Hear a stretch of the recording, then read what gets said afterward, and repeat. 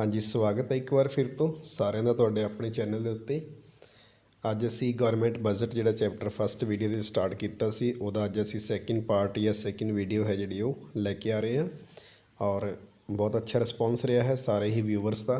ਅੱਜ ਅਸੀਂ ਉਸ ਵੀਡੀਓ ਨੂੰ ਉਸੇ ਪੁਆਇੰਟ ਤੋਂ ਰਿਜ਼ਿਊਮ ਕਰਦੇ ਹਾਂ ਜਿੱਥੇ ਅਸੀਂ ਲਾਸਟ ਟਾਈਮ ਇਸ ਨੂੰ ਛੱਡਿਆ ਸੀ। ਸੋ ਪਹਿਲੇ ਪਾਰਟ ਦੀ ਜਿਹੜੀ ਵੀਡੀਓ ਹੈ ਉਹਦੇ ਵਿੱਚ ਅਸੀਂ ਦੱਸਿਆ ਸੀ ਕਿ ਗੌਰਮੈਂਟ ਬਜਟ ਹੈ ਜਿਹੜਾ ਉਹਦਾ ਮੀਨਿੰਗ ਕੀ ਹੈ। ਅਸੀਂ ਇਹਦਾ ਮੀਨਿੰਗ ਔਰ ਜਿਹੜੀ ਡੈਫੀਨੇਸ਼ਨ ਹੈ ਉਸ ਨੂੰ ਕਲੀਅਰ ਕਰ ਲਿਆ ਸੀ। ਉਸ ਤੋਂ ਬਾਅਦ ਜਿਹੜਾ ਗੌਰਮੈਂਟ ਬਜਟ ਦੇ ਦੋ ਐਸਪੈਕਟ ਦੱਸੇ ਗਏ ਸੀ ਤੁਹਾਨੂੰ, ਇੱਕ ਐਕਸਪੈਂਡੀਚਰ ਔਰ ਦੂਸਰਾ ਰਿਸਿਪਟ। ਰਿਸਿਪਟ ਦੀਆਂ ਜੋ ਐਂਟਰੀਆਂ ਨੇ ਉਹ ਕ੍ਰੈਡਿਟ ਨਾਲ ਹੋਣਗੀਆਂ ਔਰ ਜਿਹੜੇ ਐਕਸਪੈਂਡੀਚਰ ਦੀਆਂ ਐਂਟਰੀਆਂ ਨੇ ਉਹ ਡੈਬਿਟ ਦੇ ਨਾਲ ਹੋਣਗੀਆਂ। ਤਾਂ ਗੌਰਮੈਂਟ ਦੇ ਜਿਹੜੇ ਐਕਸਪੈਂਡੀਚਰ ਨੇ ਉਹਨਾਂ ਬਾਰੇ ਦੱਸਿਆ ਗਿਆ ਸੀ ਕਿ ਉਹ ਦੋ ਤਰ੍ਹਾਂ ਦੇ ਹੁੰਦੇ ਆ, ਇੱਕ ਰੈਵਨਿਊ ਐਕਸਪੈਂਡੀਚਰ ਅਤੇ ਦੂਸਰੇ ਕੈਪੀਟਲ ਐਕਸਪੈਂਡੀਚਰ।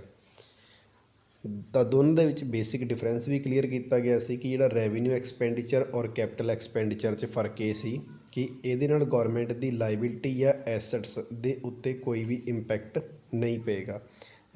ਜਦੋਂ ਕਿ ਕੈਪੀਟਲ ਵਾਲੇ ਦੇ ਵਿੱਚ ਜਾਂ ਤਾਂ ਲਾਇਬਿਲਟੀ ਦੇ ਉੱਤੇ ਇੰਪੈਕਟ ਪਏਗਾ ਜਾਂ ਫਿਰ ਉਸ 'ਤੇ ਐਸੈਟਸ ਦੇ ਉੱਤੇ ਇੰਪੈਕਟ ਪਏਗਾ। ਜਦੋਂ ਗੌਰਮੈਂਟ ਦੀ ਲਾਇਬਿਲਟੀ ਜਾਂ ਐਸੈਟਸ ਦੇ ਉੱਤੇ ਕਿਸੇ ਪ੍ਰਕਾਰ ਦਾ ਇੰਪੈਕਟ ਪਏਗਾ ਤਾਂ ਉਹ ਸਾਡਾ ਕੈਪੀਟਲ ਹੋਏਗਾ ਔਰ ਜਦੋਂ ਲਾਇਬਿਲਟੀ ਜਾਂ ਐਸੈਟਸ ਦੇ ਉੱਤੇ ਇੰਪੈਕਟ ਨਹੀਂ ਪੈਂਦਾ ਤਾਂ ਉਸ ਨੂੰ ਅਸੀਂ ਰੈਵਨਿਊ ਪਾਰਟ ਬੋਲਦੇ ਹਾਂ। ਤਾਂ ਅਸੀਂ ਲਾਸਟ ਵੀਡੀਓ ਦੇ ਵਿੱਚ ਕੈਪੀਟਲ ਐਕਸਪੈਂਡੀਚਰ ਦੀਆਂ ਜਿਹੜੀਆਂ ਫੀਚਰਸ ਨੇ ਉਹਨਾਂ ਦੇ ਬਾਰੇ ਡਿਟੇਲ ਦੇ ਵਿੱਚ ਡਿਸਕਸ਼ਨ ਕੀਤਾ ਸੀ। ਅੱਜ ਅਸੀਂ ਇਸ ਵੀਡੀਓ ਨੂੰ ਅੱਗੇ ਸਟਾਰਟ ਕਰਾਂਗੇ ਕਿ ਜਿਹੜਾ ਬਜਟ ਐਕਸਪੈਂਡੀਚਰ ਦਾ ਰੈਵਨਿਊ ਐਕਸਪੈਂਡੀਚਰ ਵਾਲਾ ਪਾਰਟ ਹੈ ਉਸ ਦੇ ਬਾਰੇ ਅਸੀਂ ਅੱਜ ਸਟੱਡੀ ਕਰਾਂਗੇ ਕਿ ਉਹ ਕੀ ਹੁੰਦਾ ਹੈ। So revenue expenditure these are the those government expenditure ਕਿ ਇਹ ਗੌਰਮੈਂਟ ਦੇ ਉਹ ਵਾਲੇ ਖਰਚੇ ਹਨ ਵਿਚ does not create any assets for the government, ਜਿਹਦੇ ਨਾਲ ਗੌਰਮੈਂਟ ਦੇ ਕਿਸੇ ਪ੍ਰਕਾਰ ਦੇ ਵੀ ਐਸੈਟਸ ਨੇ ਜਿਹੜੇ ਉਹ ਕ੍ਰੀਏਟ ਨਹੀਂ ਹੋਣਗੇ, ਯਾਨੀ ਕਿ ਉਹਨਾਂ ਤੋਂ ਗੌਰਮੈਂਟ ਨੂੰ ਕਿਸੇ ਪ੍ਰਕਾਰ ਦੀ ਜਿਹੜੀ ਇਨਕਮ ਹੈ ਉਹ ਇਨ ਫਿਊਚਰ ਨਹੀਂ ਹੋਏਗੀ। And note cause in the reduction in the liability, ਜਾਂ ਫਿਰ ਗੌਰਮੈਂਟ ਦੀ ਕਿਸੇ ਪ੍ਰਕਾਰ ਦੀ ਜਿਹੜੀ ਲਾਇਬਿਲਟੀ ਹੈ ਉਸ ਦੇ ਵਿੱਚ ਕਮੀ ਨਹੀਂ ਆਏਗੀ। ਤਾਂ ਸਿੰਪਲ ਲੈਂਗੁਏਜ 'ਚ ਇਹ ਕਿ ਸਰਕਾਰ ਦੇ ਉਹ ਖਰਚੇ ਜਿਨ੍ਹਾਂ ਨਾਲ ਸਰਕਾਰ ਦੀ ਕਿਸੇ ਪ੍ਰਕਾਰ ਦੀ ਸੰਪੱਤੀ ਕ੍ਰੀਏਟ ਨਹੀਂ ਹੁੰਦੀ ਅਤੇ ਨਾ ਹੀ ਗੌਰਮੈਂਟ ਦੀ ਕਿਸੇ ਪ੍ਰਕਾਰ ਦੀ ਜਿਹੜੀ ਲਾਇਬਿਲਟੀ ਹੈ, ਦੇਣਦਾਰੀ ਹੈ, ਉਹਦੇ ਵਿੱਚ ਕਮੀ ਆਏਗੀ। ਤਾਂ ਅਜਿਹੇ ਪਾਰਟ ਨੂੰ ਅਸੀਂ ਕੀ ਬੋਲਦੇ ਹਾਂ, ਰੈਵਨਿਊ ਐਕਸਪੈਂਡੀਚਰ। ਕਿਉਂਕਿ ਅਸੀਂ ਉੱਪਰ ਵੀ ਦੱਸ ਕੇ ਆਏ ਹਾਂ ਕਿ ਰੈਵਨਿਊ ਦੇ ਨਾਲ ਲਾਇਬਿਲਟੀ ਔਰ ਐਸੈਟਸ ਦੋਨਾਂ ਦੇ ਉੱਪਰ ਕਿਸੇ ਪ੍ਰਕਾਰ ਦਾ ਵੀ ਇੰਪੈਕਟ ਨਹੀਂ ਪੈਂਦਾ। ਤਾਂ ਡੈਫੀਨੇਸ਼ਨ 'ਚ ਵੀ ਕਲੀਅਰ ਹੈ ਕਿ does not create any asset, ਕਿ ਨਾ ਤਾਂ ਐਸੈਟਸ ਕ੍ਰੀਏਟ ਹੋਣਗੇ ਔਰ ਨਾ ਹੀ ਲਾਇਬਿਲਟੀ ਦੇ ਵਿੱਚ ਕਿਸੇ ਪ੍ਰਕਾਰ ਦੀ ਕਮੀ ਆਏਗੀ। ਸੋ ਇਹ ਸੀ ਡੈਫੀਨੇਸ਼ਨ। ਉਮੀਦ ਕਰਦਾ ਕਿ ਸਾਰਿਆਂ ਨੂੰ ਕਲੀਅਰ ਹੋਏਗੀ। ਇਸ ਤੋਂ ਬਾਅਦ ਇਹਦੀਆਂ ਐਗਜ਼ਾਮਪਲ। ਸਭ ਤੋਂ ਪਹਿਲਾਂ ਹੈ ਵੇਜ ਬਿੱਲ ਆਫ ਗੌਰਮੈਂਟ। ਤਾਂ ਸਭ ਤੋਂ ਪਹਿਲਾਂ ਬੇਟਾ ਅਸੀਂ ਇਹ ਸਮਝਾਂਗੇ ਕਿ ਵੇਜ ਬਿੱਲ ਹੁੰਦਾ ਕੀ ਹੈ। ਤਾਂ ਵੇਜ ਬਿੱਲ ਦਾ ਮਤਲਬ ਕੀ ਹੈ? ਵੇਜ ਬਿੱਲ ਉਹ ਪੇਮੈਂਟਸ ਨੇ ਜੋ ਗੌਰਮੈਂਟ ਆਪਣੇ ਜੋਬ ਕਰਨ ਵਾਲੇ ਜਿਹੜੇ ਪਰਸਨਸ ਨੇ, ਜਿਹੜੇ ਗੌਰਮੈਂਟ ਅਧਿਕਾਰੀ ਨੇ, ਉਹਨਾਂ ਨੂੰ ਸੈਲਰੀ ਦੀ ਫੋਰਮ ਦੇ ਵਿੱਚ ਦਿੰਦੀ ਹੈ। ਗੌਰਮੈਂਟ ਜਿੰਨੀਆਂ ਵੀ ਸੈਲਰੀਜ਼ ਦੇਗੀ, ਜਾਂ ਫਿਰ ਸਪੋਜ਼ ਕਰੋ ਕਿ ਗੌਰਮੈਂਟ ਨੇ ਜਿਵੇਂ ਕੁਝ ਸੋਸ਼ਲ ਸਕੀਮਸ ਨੇ ਜੋ ਜਨਰੇਟ ਕਰਨ ਵਾਸਤੇ ਐਮਪਲੋਇਮੈਂਟ ਨੂੰ ਸਟਾਰਟ ਕੀਤੇ ਜਾਂਦੇ ਨੇ, ਮਨਰੇਗਾ ਸਕੀਮ ਹੈ। ਤਾਂ ਇਹਨਾਂ ਦੇ ਜੋ ਵੀ ਵਰਕਰਸ ਇਹਨਾਂ ਦੇ ਕੰਮ ਕਰ ਰਹੇ ਆ, ਉਹਨਾਂ ਨੂੰ ਗੌਰਮੈਂਟ ਨੇ ਜੋ ਵੀ ਸੈਲਰੀਜ਼ ਦੇਣੀਆਂ ਨੇ ਉਹਨਾਂ ਨੂੰ ਅਸੀਂ ਵੇਜ ਬਿੱਲ ਦਾ ਨਾਮ ਦਿੰਦੇ ਹਾਂ। ਵੇਜ ਦਾ ਮਤਲਬ ਦਿਹਾੜੀ, ਯਾਨੀ ਕਿ ਜਿਹੜੀ ਮਜ਼ਦੂਰੀ ਹੈ। ਗੌਰਮੈਂਟ ਦੁਆਰਾ ਜਿੰਨੀ ਵੀ ਸੈਲਰੀ ਪਰਸਨਸ ਦੀ ਜਾਂ ਲੇਬਰਸ ਦੀਆਂ ਜੋ ਵੀ ਪੇਮੈਂਟ ਕੀਤੀਆਂ ਜਾਂਦੀਆਂ ਨੇ ਉਹ ਸਾਰੇ ਵੇਜ ਬਿੱਲ ਹੈ। ਤਾਂ ਇਹਦੇ ਨਾਲ ਦੇਖੋ ਨਾ ਤਾਂ ਗੌਰਮੈਂਟ ਦੀ ਕਿਸੇ ਪ੍ਰਕਾਰ ਦੀ ਲਾਇਬਿਲਟੀ ਦੇ ਵਿੱਚ ਕਮੀ ਆਏਗੀ ਅਤੇ ਨਾ ਹੀ ਉਹਦਾ ਕੋਈ ਐਸੈਟ ਕ੍ਰੀਏਟ ਹੋਏਗਾ। ਦੂਸਰਾ ਹੈ ਐਕਸਪੈਂਡੀਚਰ ਆਫ ਸਬਸਿਡੀਜ਼। ਗੌਰਮੈਂਟ ਬਹੁਤ ਸਾਰੇ ਪ੍ਰੋਡਕਟਸ ਦੇ ਉੱਤੇ ਸਬਸਿਡੀ ਪ੍ਰੋਵਾਈਡ ਕਰਦੀ ਹੈ। ਫੋਰ ਐਗਜ਼ਾਮਪਲ ਕੈਂਸਰ ਦੀ ਦਵਾਈ ਦੇ ਉੱਤੇ ਜਾਂ ਜਿਹੜੀ ਉਹਦੀ ਮੈਡੀਸਨ ਜਾਂ ਇਲਾਜ ਹੈ ਉਹਦੇ ਉੱਤੇ ਬਹੁਤ ਵੱਡੀ ਅਮਾਊਂਟ ਦੇ ਵਿੱਚ ਇੰਡੀਆ ਦੀ ਗੌਰਮੈਂਟ ਵੱਲੋਂ ਸਬਸਿਡੀ ਹੈ ਜਿਹੜੀ ਪ੍ਰੋਵਾਈਡ ਕੀਤੀ ਜਾਂਦੀ ਹੈ। ਪੈਨਸ਼ਨ, ਓਲਡ ਏਜ ਪੈਨਸ਼ਨ ਆਉਂਦੀ ਹੈ 58 ਈਅਰ ਤੋਂ ਬਾਅਦ, ਠੀਕ ਹੈ। ਵਿਡੋ ਦੀ ਆਵੇਗੀ, ਠੀਕ ਹੈ। ਜਾਂ ਸਕੋਲਰਸ਼ਿਪ ਦਾ ਜਿਹੜਾ ਗੌਰਮੈਂਟ ਦਾ ਖਰਚਾ ਹੈ। ਤਾਂ ਇਹ ਸਾਰੇ ਜਿਹੜੇ ਐਕਸਪੈਂਡੀਚਰ ਨੇ ਗੌਰਮੈਂਟ ਦੇ, ਇਹਨਾਂ ਨੂੰ ਅਸੀਂ ਕਾਊਂਟ ਕਰਾਂਗੇ ਰੈਵਨਿਊ ਐਕਸਪੈਂਡੀਚਰ ਦੇ ਵਿੱਚ।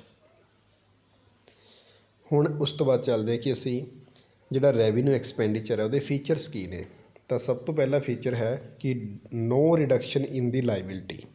ਜਿਹੜੀ ਗੌਰਮੈਂਟ ਦੀ ਲਾਇਬਿਲਟੀ ਹੈ ਉਹਦੇ ਵਿੱਚ ਕਿਸੇ ਪ੍ਰਕਾਰ ਦੀ ਕਮੀ ਨਹੀਂ ਆਏਗੀ। ਤਾਂ ਇਹ ਗੱਲ ਆਪਾਂ ਡੈਫੀਨੇਸ਼ਨ 'ਚ ਕਲੀਅਰ ਕਰ ਚੁੱਕੇ ਹਾਂ। ਦੂਸਰਾ ਪੁਆਇੰਟ, ਡਜ਼ ਨੋਟ ਕ੍ਰੀਏਟ ਐਨੀ ਐਸਟਸ, ਅਤੇ ਨਾ ਹੀ ਗੌਰਮੈਂਟ ਦੇ ਕਿਸੇ ਪ੍ਰਕਾਰ ਦੇ ਐਸਟਸ ਨੇ ਜਿਹੜੇ ਉਹ ਕ੍ਰੀਏਟ ਹੋਣਗੇ, ਇਹ ਵੀ ਅਸੀਂ ਪੜ੍ਹ ਚੁੱਕੇ ਹਾਂ। ਤੀਸਰਾ, it is ਰਿਕਿਉਰਿੰਗ in the nature, ਇਹਦਾ ਕਰੈਕਟਰ ਹੈ। ਰਿਕਿਉਰਿੰਗ ਦਾ ਮਤਲਬ ਹੁੰਦਾ ਕਿ ਇਹ ਉਹ ਖਰਚੇ ਹਨ ਸਰਕਾਰ ਦੇ ਜੋ ਡੇ ਟੂ ਡੇ ਓਪਰੇਸ਼ਨਲ ਐਕਟੀਵਿਟੀਜ਼ ਨੂੰ ਪੂਰਾ ਕਰਨ ਦੇ ਲਈ ਕੀਤੇ ਜਾਂਦੇ ਹਨ। ਫੋਰ ਐਗਜ਼ਾਮਪਲ ਮੈਂ ਤੁਹਾਨੂੰ ਇੱਕ ਬੇਸਿਕ ਐਗਜ਼ਾਮਪਲ ਤੋਂ ਸਮਝਾਉਣਾ ਕਿ ਜਿਵੇਂ ਸਾਡਾ ਸਕੂਲ ਹੈ ਕੋਈ ਵੀ, ਜਾਂ ਕਿਸੇ ਵੀ ਪ੍ਰਕਾਰ ਦਾ ਕੋਈ ਇੰਸਟੀਟਿਊਸ਼ਨ ਹੈ, ਜਿਹੜੇ ਉਹਦੇ ਵਿੱਚ ਡੇਲੀ ਰੂਟੀਨ ਦੇ ਖਰਚੇ ਹੁੰਦੇ ਆ ਜਿਹੜੇ ਵਾਰ-ਵਾਰ ਰਿਪੀਟ ਹੁੰਦੇ ਆ। ਟੀਚਰਸ ਦੀ ਸੈਲਰੀ ਹੈ, ਸਕੂਲ ਦੇ ਵਿੱਚ ਕਿਸੇ ਪ੍ਰਕਾਰ ਦੀ ਕੰਪਿਊਟਰ ਦੇ ਵਿੱਚ ਪ੍ਰੋਬਲਮ ਆਈ ਹੈ, ਉਸ ਦੇ ਵਿੱਚ ਇੰਕ ਪਾਣੀ ਹੈ ਪ੍ਰਿੰਟਰ ਦੇ ਵਿੱਚ, ਠੀਕ ਹੈ, ਜਾਂ ਲਾਈਟ ਦਾ ਖਰਚਾ ਹੈ, ਬਿਜਲੀ ਦੇ ਬਿੱਲ ਜਿਹੜੇ ਆਪਾਂ ਕਹਿੰਦੇ ਆ, ਇਹ ਸਾਰੇ ਖਰਚੇ ਜਿਹੜੇ ਡੇਲੀ ਰੂਟੀਨ ਦੇ ਖਰਚੇ ਹੁੰਦੇ ਨੇ, ਇਹ ਵਾਰ-ਵਾਰ ਰਿਪੀਟ ਹੁੰਦੇ ਆ, ਡੇ ਟੂ ਡੇ ਰਿਪੀਟ ਹੁੰਦੇ ਆ। ਕੋਈ ਕਲਰਕ ਰੂਮ ਦੇ ਵਿੱਚ ਪੈਨ ਦਾ ਖਰਚਾ ਹੈ, ਫਾਈਲਸ ਦੇ ਖਰਚੇ ਨੇ, ਜਾਂ A4 ਰਿਮ ਦਾ ਖਰਚਾ ਹੈ, ਤਾਂ ਉਹ ਖਰਚੇ ਜਿਨ੍ਹਾਂ ਦਾ ਨੇਚਰ ਇਹ ਹੈ ਕਿ ਉਹ ਵਾਰ-ਵਾਰ ਰਿਪੀਟ ਹੋਣ, ਉਹਨਾਂ ਖਰਚਿਆਂ ਨੂੰ ਅਸੀਂ ਰਿਕਿਉਰਿੰਗ ਬੋਲਦੇ ਹਾਂ। ਔਰ ਇਹ ਸਾਰੇ ਖਰਚੇ ਸਾਡੇ ਰੈਵਨਿਊ ਐਕਸਪੈਂਡੀਚਰ ਪਾਰਟ ਦੇ ਵਿੱਚ ਕਾਊਂਟ ਕੀਤੇ ਜਾਂਦੇ ਆ। ਥਰਡ ਪੁਆਇੰਟ ਤੋਂ ਬਾਅਦ ਫੋਰਥ ਪੁਆਇੰਟ ਹੈ the benefit of these expenses to accrue a short period of time. ਹੁਣ ਉਸ ਤੋਂ ਬਾਅਦ ਇਹ ਕਹਿੰਦਾ ਕਿ ਜਿਹੜੇ ਇਹ ਵਾਲੇ ਖਰਚੇ ਕੀਤੇ ਜਾਂਦੇ ਨੇ, ਚਾਹੇ ਉਹ ਸੈਲਰੀ ਦੇਣੀ ਹੈ, ਚਾਹੇ ਉਹ ਵੇਜ ਬਿੱਲ ਦੀ ਪੇਮੈਂਟ ਹੈ, ਜਾਂ ਪੈਨਸ਼ਨ ਹੈ, ਇਹਨਾਂ ਦਾ ਜਿਹੜਾ ਬੈਨੀਫਿਟ ਹੈ ਉਹ ਸ਼ਾਰਟ ਟਰਮ ਪੀਰੀਅਡ ਦੇ ਲਈ ਹੁੰਦਾ, ਲੌਂਗ ਟਰਮ ਪੀਰੀਅਡ ਦੇ ਲਈ ਨਹੀਂ ਹੁੰਦਾ। ਜਿਵੇਂ ਅਸੀਂ ਕੈਪੀਟਲ ਅਕਾਊਂਟ ਵਿੱਚ ਪੜ੍ਹਿਆ ਸੀ ਕਿ ਕੈਪੀਟਲ ਐਕਸਪੈਂਡੀਚਰ ਜਿਹੜਾ ਖਰਚਾ ਸਰਕਾਰ ਕਰੇਗੀ, ਉਸ ਤੋਂ ਜਿਹੜੀ ਇਨਕਮ ਜਨਰੇਟ ਹੋਏਗੀ ਉਹ ਲੌਂਗ ਟਰਮ ਪੀਰੀਅਡ ਵਾਸਤੇ ਜਨਰੇਟ ਹੋਏਗੀ। ਲੇਕਿਨ ਇਹ ਤਾਂ ਸਿਰਫ ਇੱਕ ਫਾਈਨੈਂਸ਼ੀਅਲ ਅਕਾਊਂਟਿੰਗ ਈਅਰ ਦੇ ਵਿੱਚ ਇੱਕ ਵਾਰ ਤਾਂ ਇਹਨਾਂ ਤੋਂ ਇਨਕਮ ਜਨਰੇਟ ਹੋ ਸਕਦੀ ਹੈ ਕਿਸੇ ਨੂੰ, ਲੇਕਿਨ ਗੌਰਮੈਂਟ ਦੇ ਜਿਹੜੇ ਖਰਚੇ ਨੇ ਇਹਨਾਂ ਦੇ ਵਿੱਚ ਗੌਰਮੈਂਟ ਨੂੰ ਕਿਸੇ ਪ੍ਰਕਾਰ ਦੀ ਇਨ ਫਿਊਚਰ ਕੋਈ ਇਨਕਮ ਹੋਣ ਦੀ ਸੰਭਾਵਨਾ ਨਹੀਂ ਹੁੰਦੀ। ਇਹ ਸਾਰੇ ਜਿਹੜੇ ਐਕਸਪੈਂਸਿਵ ਨੇ ਇਹ ਸ਼ਾਰਟ ਟਰਮ ਵਾਸਤੇ ਕੀਤੇ ਜਾਂਦੇ ਨੇ, ਲੌਂਗ ਟਰਮ ਵਾਸਤੇ ਨਹੀਂ ਕੀਤੇ ਜਾਂਦੇ। ਅਗਰ ਸਕੂਲ ਮੰਨ ਲਓ ਕਿ ਆਪਣੇ ਗਰਾਊਂਡ ਲੈਂਦਾ ਹੈ, ਗਰਾਊਂਡ ਵਾਸਤੇ ਕੋਈ ਜ਼ਮੀਨ ਲਏਗਾ, ਤਾਂ ਉਸ ਤੋਂ ਲੌਂਗ ਟਰਮ ਵਾਸਤੇ ਕੀ ਕਰ ਸਕਦਾ, ਯੂਜ਼ ਕਰ ਸਕਦਾ। ਬਟ ਜਿਹੜੇ ਖਰਚੇ ਡੇ ਟੂ ਡੇ ਲਾਈਫ ਵਾਲੇ ਨੇ, ਇਹਨਾਂ ਦੇ ਨਾਲ ਕਿਸੇ ਪ੍ਰਕਾਰ ਦੀ ਵੀ ਲੌਂਗ ਟਰਮ ਜਿਹੜਾ ਅਸੀਂ ਬੈਨੀਫਿਟ ਹੈ ਉਹ ਨਹੀਂ ਲੈ ਸਕਦੇ। Last point, the increase in ਦੀਸ expenses reduce the profit of business, ਕਿ ਜੇਕਰ ਤੁਸੀਂ ਰੈਵਨਿਊ ਐਕਸਪੈਂਡੀਚਰ ਜਿਹੜੇ ਖਰਚੇ ਕਰੋਗੇ, ਜਿਵੇਂ ਸੈਲਰੀਜ਼ ਦੇਣੀਆਂ ਨੇ, ਤਾਂ ਇਹਨਾਂ ਖਰਚਿਆਂ ਦੇ ਨਾਲ ਜਿਹੜੇ ਬਿਜਨਸ ਦੇ ਪ੍ਰੋਫਿਟਸ ਨੇ ਉਹ ਘਟਣਗੇ। ਕਦੋਂ ਘਟਣਗੇ? ਜੇਕਰ ਤੁਹਾਡੇ ਆਹ ਵਾਲੇ ਖਰਚੇ ਵਧਣਗੇ।